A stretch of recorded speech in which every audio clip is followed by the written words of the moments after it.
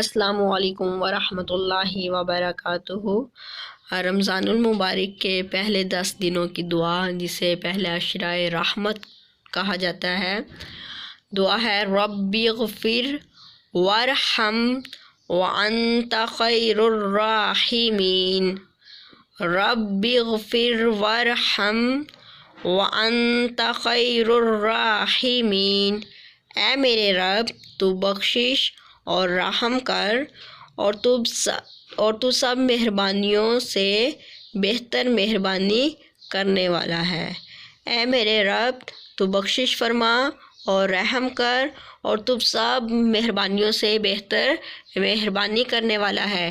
O my lord, forgive and have mercy, and you are the best of the merciful. O my Allah, forgive and have mercy, and you are the best of the merciful. Ameen.